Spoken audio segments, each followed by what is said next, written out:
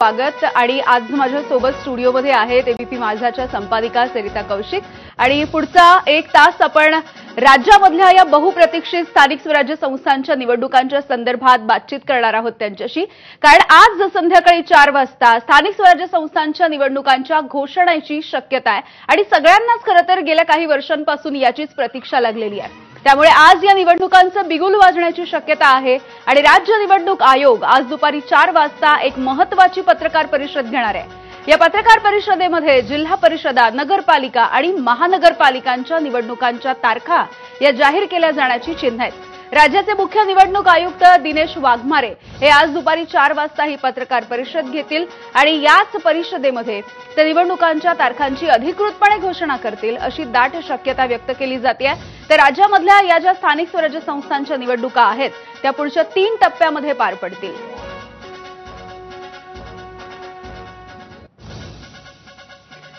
तर उपमुख्यमंत्री अजित पवार यांचे चिरंजीव जय पवार हे यंदाच्या वेळेला निवडणुकीच्या रिंगणामध्ये उतरण्याची शक्यता सध्या वर्तवली जाते। बारामती नगर परिषदेमध्ये जय पवार हे असतील नगराध्यक्ष पदाचे उमेदवार आणि जय पवार हे निवडणूक लढवणार असल्याची जोरदार शक्यता सध्या वर्तवली जाताना दिसते। तर या संदर्भात आता सुप्रिया सुळे यांनी नेमकं काय म्हटलंय आपण पाहूया।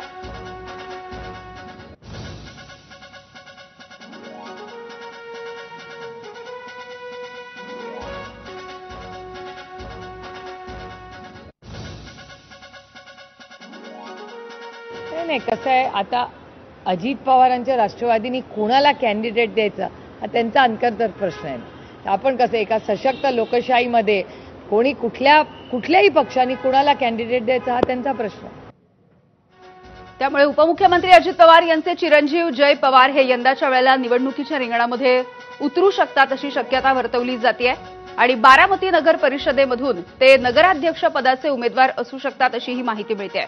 त्यामुळे स्थानिक स्वराज्य संस्थांच्या निवडणुकांची आज घोषणा होण्याची शक्यता आहे आणि याच्यामध्ये आता ही वेगवेगळ्या पद्धतीची खरं तर सगळेच पक्ष आता चाचपणी करताना दिसत आहेत। यामध्येच आता राष्ट्रवादीचे अजित पवार यांच्या राष्ट्रवादीकडून चिरंजीव त्यांचे जे आहेत जय पवार यांना निवडणुकीच्या रिंगणामध्ये उतरवण्याचा मानस आहे। या संदर्भात आपण बोलूयात। सरिता मॅम आहेत आपल्यासोबत। सरिता मॅम, खरं तर प्रत्येक पक्षासाठी ही निवडणूक वेगळी आहे, कारण जसं आपण मिनी विधानसभा वगैरे या सगळ्या निवडणुका बघितल्या, मात्र ह्या अगदी रूट लेवलच्या या अशा निवडणुका असतात आणि कार्यकर्त्यांच्या निवडणुका आहेत। असं असताना आता जय पवारांना मैदानामध्ये उतरवायचं, खरं बघितलं तर अजित पवारांसाठी सुद्धा हा निर्णय आपण थोडा वेगळा म्हटला पाहिजे। कारण अजित पवारांनी याआधी सुद्धा आपल्या मुलांना निवडणुकीत उतरवण्याचा प्रयत्न केलेला आपण बघितलं। पार्थ पवार यांनी विधानसभा लढवली होती आणि एकंदरीतच जर आपण बघितलं तर पार्थ पवार त्यावेळेला हारले होते। कुठेतरी अजितदादांना वाटलं असेल की रूट पासूनच सुरुवात केली पाहिजे आणि खरं तर ह्या निवडणुका किंवा इथलं राजकारण हे सोपं नसतं, कारण विधानसभा असो लोकसभा असो इथे पॅराड्रॉप होऊ शकतो उमेदवार।